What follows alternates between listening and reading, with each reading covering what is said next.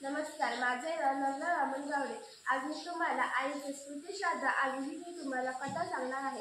गड्यांनो, आज मी शेवटची आठवण सांगायची आहे. हे स्मृतिश्राद्ध आज मी समाप्त करणार आहे. माझ्या हृदयाकाशात स्मृतीचे अनंत तारे आहेत. त्यातील ठळक तारे मी दाखवले. आज उरलेला एक ठळक तारा दाखवायचा आहे. माझ्या आईवर बाया माणसांचे प्रेम होते, परंतु पशु पक्ष्यांचेही होते. गोऱ्या गाईवर आईचे व आईवर त्या गाईचे किती प्रेम होते ते मी मागे सांगितले आहे. आता मांजरीची गोष्ट सांगायची. मागे या मांजरीचा उल्लेख मी केला आहे. तिचे नाव मथी. मथी आईची फार आवडती. आईच्या पानाजवळ जेवायची. इतरांनी घातलेला वाटी खात नसे. आई जेवायला बसली म्हणजे मथी जेवायला गेली. मथी नेहमी आईच्या भोवती असायची. आई शौचास गेली, विहिरीवर गेली तरी मथी बरोबर जावायची. आईच्या पायात शेपटीचे फलकार देत टाचवायची. त्या मांजरीच्या आईवर फारच माया होती. आईचा तिला अतोनात लळा होता. आईचे आजारपण वाढत चालले. तसतशी मथीही नीट खातपीत नशी झाली. आईचा हातचा कालवलेला भात तिला मिळेना. इतरांनी दुधाचा, दह्याचा, तुपाचा भात तिला घातला तरी ती 2 शिटे खाईवर निघून जाई. आईने नुसता भात घातला तरी त्यात तिला दूध तूप भरपूर मिळत असे, परंतु इतरांच्या दुधातुपातही तिला रस वाटत असे. ज्या दिवशी आई गेली त्या दिवशी ती सारखी म्याव म्हणून करीत होती. जणू तिच्या प्रेमाचा ठेवाच कोणी दिला. खरा दुधातुपाची नदीच कोणी नेली. त्या दिवसापासून मथीने अन्न पाण्यात स्पर्श केला नाही. त्याच खोलीत बसून राहिली. आम्ही ज्या खोलीत आई गेली त्या खोलीत आम्ही मृतात्म्यांसाठी दूध पाणी ठेवत असू, तशी पद्धत आहे. परंतु त्या दूध पाण्यात मथी शिवली नाही.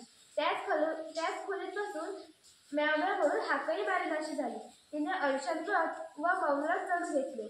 तिसऱ्या दिवशी ज्या जागी आईने प्राण सोडले त्याच जागी मथीने त्या मांजरीने प्राण सोडले. आईची मांजरी आई पाठोपाठ गेली. आमच्या या जगात जगणे तिला विषमय वाटले. आमच्या आईच्या प्रेमापेक्षा त्या मांजरीचे प्रेम आमच्या आईवर अधिक होते. आमच्या प्रेमाची आम्हास लाज वाटली. मी मनात म्हटले, आई, माझे तुझ्यावर प्रेम आहे. मी कोणत्या तोंडाने म्हणू? या मांजरीच्या प्रेमाच्या पासंगातही माझे प्रेम पुरणार नाही. मित्रांनो, अशी माझी आई होती. जगाच्या बाजारात अशी आई मोठ्या भाग्याने मिळते. माझ्या आईनेच मला सारे दिले. माझ्यात जे चांगले आहे, जे पवित्र आहे ते सारे तिचे आहे. माझी आई गेली, परंतु भारत मातेच्या सेवेसाठी मला तयार करून गेली. एका जपानी मातेने स्वतःच्या हृदयात खंजीर बसून घेतला व एक मुलाला चिठ्ठी लिहून ठेवली. माझ्यामुळे तू लढाईला जात नाहीस. तुझ्या बाळगातील मोह मी दूर करते. माझ्या आईच्या दिव्य दृष्टीला असंच काय दिसलं असेल. माझा हा श्याम माझ्या मोहात गुरफटल. माझ्या उद्या 3.5 देहाची पूजा करत बसेल, म्हणून आई माझी दूर गेली असेल.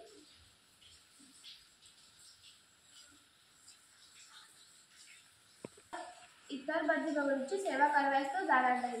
स्वातंत्र्य एकदा तो मातृमोहाने पडणार नाही, असं तिला वाटलं.